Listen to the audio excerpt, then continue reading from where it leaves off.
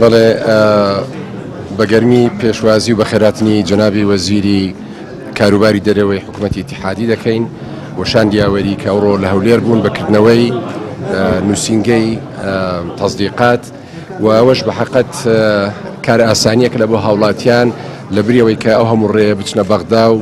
بە زۆر زەحمەت و ناخۆشی لە هەرێمی کوردستان لە هەولێر لە سلێمانی ئەو کارە دەتوانن ئەنجام بدەن و حکوومەتی هەرێمی کوردستان پاڵپشتی تەواوی ئەو نووسینگەیە دەکاتن و مەبەستی کار ئاسانی لە بۆ هاوڵاتیان و هیواداری ئەو هەنگاوی بەڕێزیان و حکوومەتی اتحادی پاڵپشتێکوی لە بۆ هەنگاوەکانی تری نێوان هەولێر و بەغدا لە بۆ دانوستاندنی زیاتر و چارەسەری گونجاو لە بۆ کێشەکانی کە ئێستا لە نێوان هەردوولا هەبوونە و لە داهاتووش بێگومان کێشە هەر دەبوون بەڵام بەڕێگای دیالۆگ و بەڕێگای دانوستانن دەکرێت و گرفتانە چارەسەر بکرێت لەو وارەوەدا ئەوەی کە لە هەولێر و سلێمانی ئەو دوو نووسینگەکرانەوە دەستخۆشی لە